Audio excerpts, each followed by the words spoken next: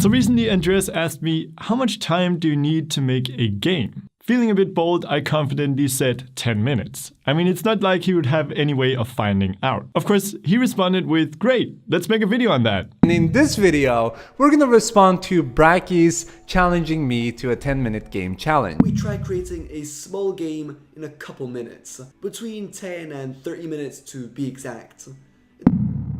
So I looked at this challenge, this Brackeys challenge, this 10-minute challenge, and I've done a lot of game jams. At first, 10 minutes didn't seem like that bad. I think I could make a game in 10 minutes. I skipped like making menus, music, sound effects.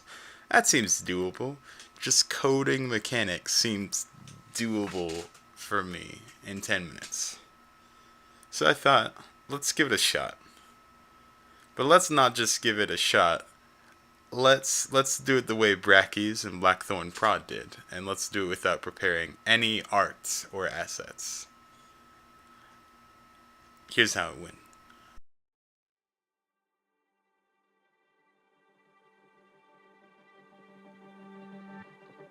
So we started by opening the project and starting to open our code editor, which I expected to be mono-develop. And I guess while I'm waiting for mono-develop to start, I'm starting to work on the first sprite for our player character. We're basically going to try and make Cannonballs, which is a endless runner jumping game. Only, we're working on that, and my grid's all wrong. So we gotta tweak the grid real quick so we have our sprites on a reasonable spot, on a reasonable area. So we're gonna clear out the background and wait a second, hold on.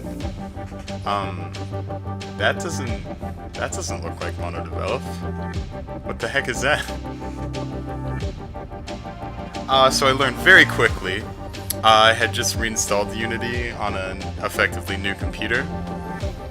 And I have now learned that mono-develop is not installed. It has Visual Studio, which I've never used. So we're just gonna restart, set that up, and start again.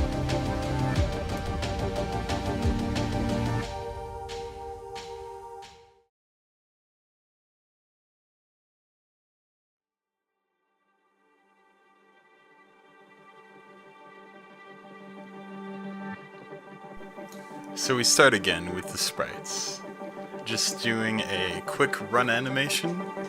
I believe 4 frames. Just for this running office man to move. That's all we're working on here. For reference, I use the actual Cannonball props. And that's really it.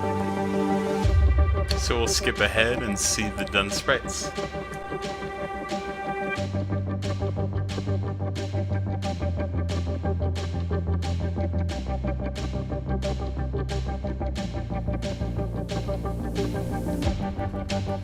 So we have our run animation. I've also made a jump frame for when the character is in the air.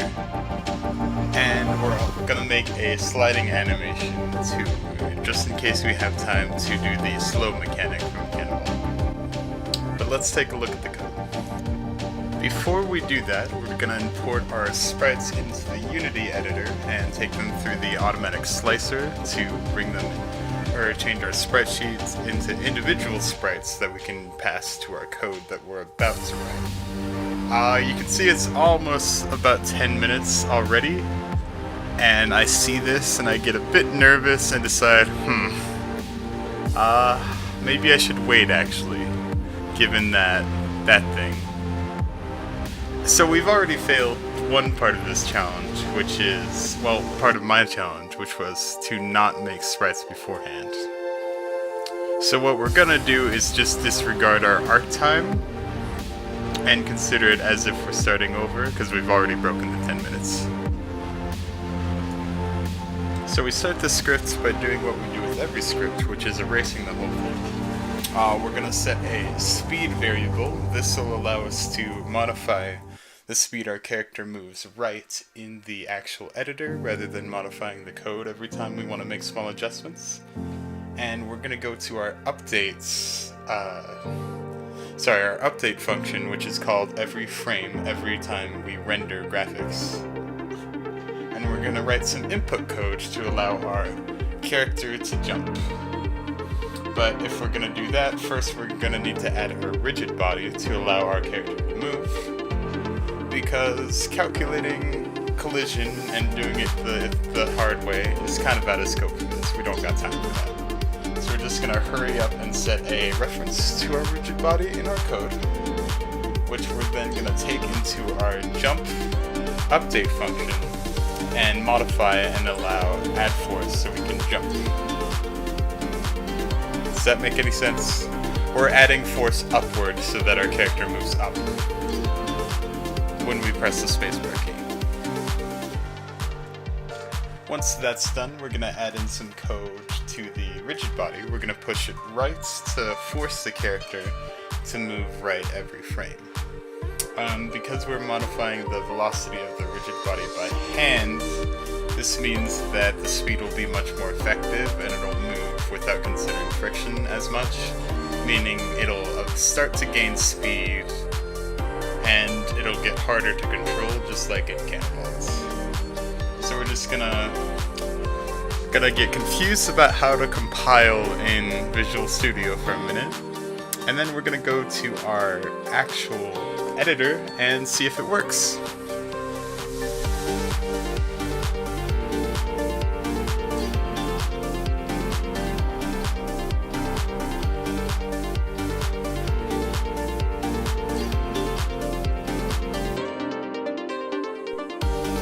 And it looks like it's working, but I'm not super certain. So real quick, we're just gonna add a platform for the character to stand on, because as it is right now in the game view, I have no frame of reference, and I want to be certain that everything's working how I expect. We're effectively now 4 minutes in, and I'm starting to feel the pressure just a little bit. So it does have gravity, but at the moment I am not able to jump, and I cannot figure out why. It's also not moving right, and I can't figure that out either, so one sec.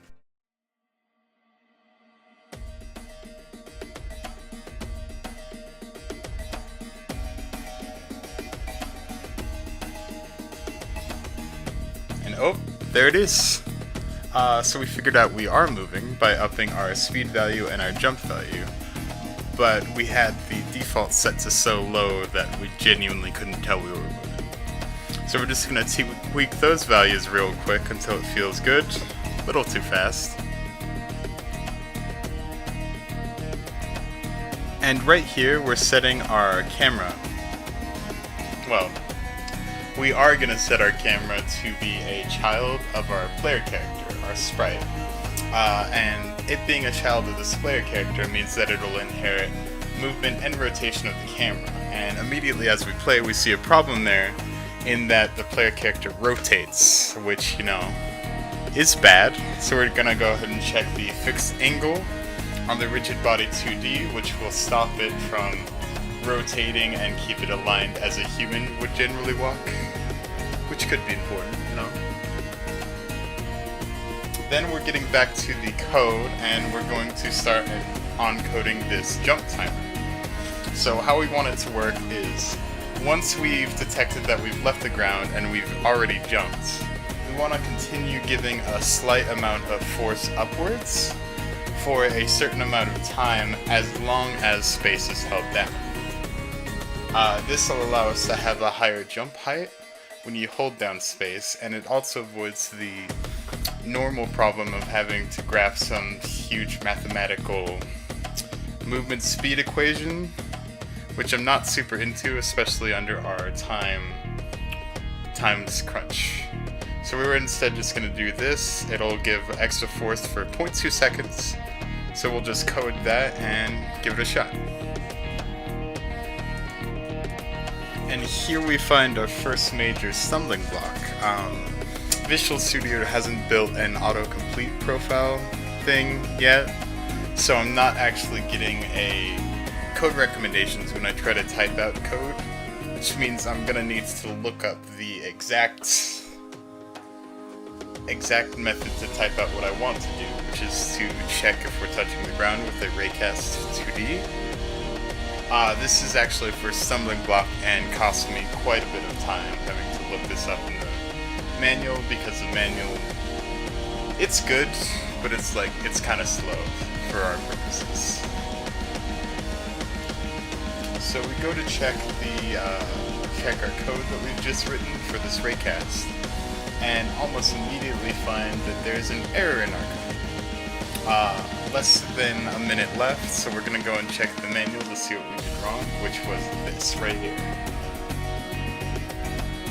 Should have just been .raycast, I could raycast in 2D because I had just looked it up and I got it wrong. So we can now detect if we're touching the ground if I set my values properly, which I did not. And we're coming up on our time, and I am unsuccessful in having a consistent touching the ground thing. That's time. But in my mind, why would I bother just making a game where you can run on a short ledge and almost immediately fall off? There's no point to it. Moreover, the jumping structure is still not fully complete, and that bugs me. So we are gonna just do it a little more until I feel satisfied.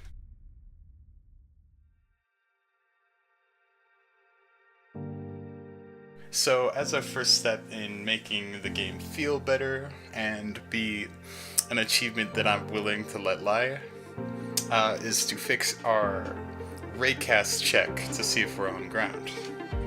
It's sort of working right now. It can tell when there's ground underneath you, but the distance is completely screwed up. So what we've got to actually do is, I learned very quickly that I had written this calculation to check the ground distance wrong. So we were actually doing some really weird math stuff to determine if it was close by. So our first thing is going to be to put in place our jump timer mechanic, where you get slightly higher jump height if you hold down space after jumping. Because as it was, that had not been implemented into our player code yet. So we're going to tweak that first, and then soon after, we'll discover the mistake I made and fix it. This means now that we can effectively jump again in a reasonable fashion, and pretty soon we'll be able to move on to our quote-unquote level generation mechanic. While tweaking the ground code, I discovered that it would always see ground. And that's largely because of the default settings for basically any Unity project will allow a raycast to hit colliders that it starts inside, which we don't want. So we're going to disable that feature, and now this raycast should be able to see the ground properly and not just be given false positives by our player collider. I've now figured out what's wrong with our raycast 2D, and I'm making the modifications to make it work. And around this time, I also discovered that the way the jump timer was currently working, I didn't really like it, so I'm gonna make some tweaks until it feels good again. But we now have functional jumping. I'm proud. And now that we're satisfied with how the jumping feels, we're going to take some extra time and do code to allow for our frame animation, so our little guy can move. Well, like, his sprite will move. He won't actually yet, but you know, it'll look like he's moving. So close, right? Anyway, fortunately we've already sliced up these sprites, so all we really have to do is code a variable to store them in. Then we will have a animation timer, and we'll change frames every some amount of seconds, probably like 1.1, 0.2, and our guy will move. So we now have our frame timer pretty much completely done, but just in the interest of having a complete thing, we're also going to add mechanics for our slide frame. If we get hit by an obstacle and need to be slowed, we have support for that now. And since we're doing frame animation anyway, we're going to add in logic to change his frame when he's jumping. So we try that, immediately get an error, so we're going to tweak it a little. And God, does that look good.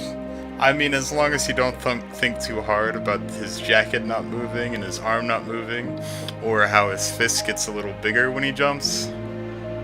But I'm proud of it. I think it looks good. Now that the player character is looking rock solid, we can now start working on our level generation scripts to allow it to be a true endless runner and, you know, not end. So all we're really going to do here is we're going to take note of our player's position, and every time he gets too far, we're going to spawn a new level tile so that he can keep running indefinitely. And eventually, because it's based on floating points, if you go too far, bad things are going to happen. But I'm just going to choose not to think about that, because, I mean, it'll take him a while. It's probably fine. And in a shocking twist, my first try of writing the code for this level generator works! Despite being probably the most complex part of this entire thing. First try, baby, let's go. But I don't quite like how far the distant matches, and I don't really like how the background color goes. So I'm just going to make some tweaks until it looks better. And that part is basically done.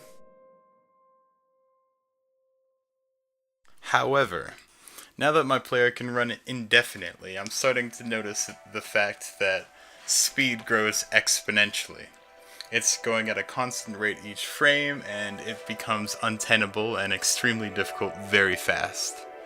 So I've decided to write in a speed cap, a max speed for the player that it can't go beyond, which will still keep it difficult, but not impossible.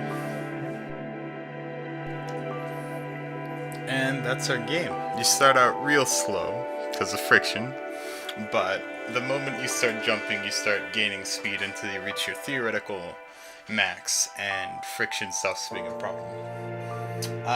There are a few more things I wanted to do with this project. I wanted to do a level restart thing, a trigger that would reset the level. I wanted to add a distance counter, but I'm already 30 minutes over. So, yeah, I'm pretty good with that. Hey, thanks for checking out this video.